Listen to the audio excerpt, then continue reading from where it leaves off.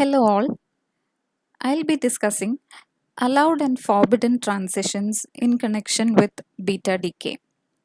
Now, when you hear the word forbidden, you might be thinking that this is a transition which is not possible to happen. But in the context of beta decay, the word forbidden has a somewhat different meaning than its literal meaning. So we'll just see what allowed and forbidden transitions are in connection with beta decay. For any process, there are several conservation laws to be obeyed, and one of the conservation laws to be maintained in any process is the conservation of angular momentum as well as parity. Now, in a beta decay process, you see this equation. The angular momentum and parity of the parent should be equal to the angular momentum of the products and the parity of the products. Okay, so the initial parity should be same as the final parity of this entire thing, and the angular momentum initially should be equal to the final angular momentum, which comes from both the daughter nucleus as well as the outgoing particles. Now, if you remember the Fermi theory of beta decay, we had considered in the course of derivation something called the allowed approximation. And what was that approximation? The expansions of electron as well as neutrino wave functions were restricted to just the first term.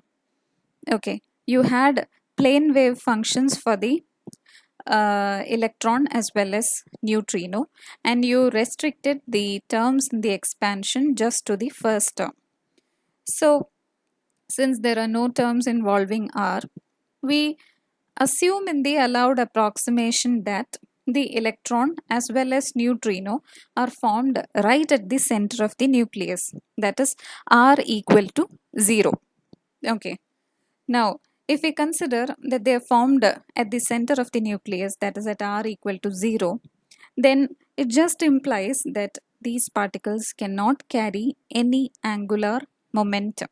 So, L will be 0 for the outgoing particles in the allowed approximation. Okay. Now, electron and neutrino being spin half particles, the resultant spin can take either 0 or 1 values.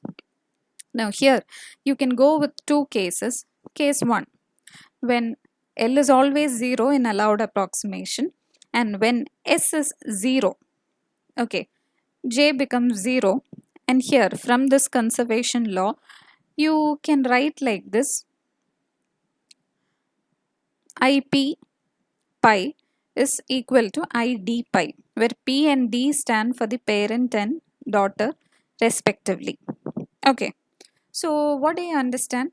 There is absolutely no change in angular momentum and no change in parity. Right. So you can write the selection rules for such a transition like this: delta I is 0 and delta pi is 0. Okay. Now, such transitions are called allowed Fermi transitions. Now, please note that allowed implies L equal to 0, and Fermi transitions are those transitions where resultant S is 0. Now, in the second case, you can have L equal to 0 and S equal to 1. Okay, that's the difference here. In the initial case, S was 0, and here in case 2, you have S equal to 1. And in this case, J can be 1. And you see that the parent and daughter nucleus angular momentum can differ by 1 also. Okay, so the angular momenta of the parent and daughter nucleus are coupled by a vector of unit length, which makes the selection rule as delta I 0 and 1, and for parity there is no change because L is still 0. Okay, and such transitions are called allowed Gamow-Teller transitions. Now again, I'm repeating, allowed means L equal to 0, and when S equal to 1, the transition is referred to as Gamow-Teller transition. Okay.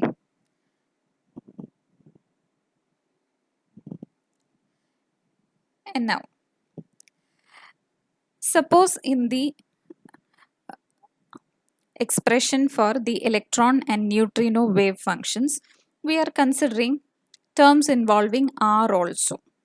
That is, we are considering not just one, you are considering the second term, you are considering the third term in the expansion, etc. You are considering higher order terms in the expressions for the electron and neutrino wave function. Okay. So in the initial case, when R equal to 0, your L was 0. And now when you consider higher order terms, which will definitely involve R, and your R not equal to 0, then L also is not equal to 0. Okay.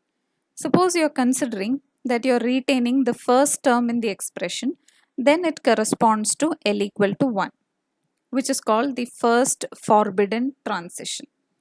Now if you have the second term in the expression, now if you are retaining the second term in the expression, then it corresponds to L equal to 2, and it's called the second forbidden transition. So here you can go with two cases. When L equal to 1 and S equal to 0, then your J is 1. Now how do you name it? According to our convention, if L equal to 1, it is called first forbidden. Okay, right. And when S equal to 0, we always name the transition as Fermi transition. So this becomes first forbidden Fermi transition. Right. Now it's easy with the second case, right? When L equal to 1 and S equal to 1, you can have different values of J like this. And this transition will be referred to as first forbidden Gamow-Teller transition, because Gamow-Teller corresponds to S equal to 1. Similarly, you can have second forbidden Fermi transition, second forbidden Gamow-Teller transitions, etc. So I hope the concept of allowed and forbidden decays with respect to beta decay is quite clear. Thank you.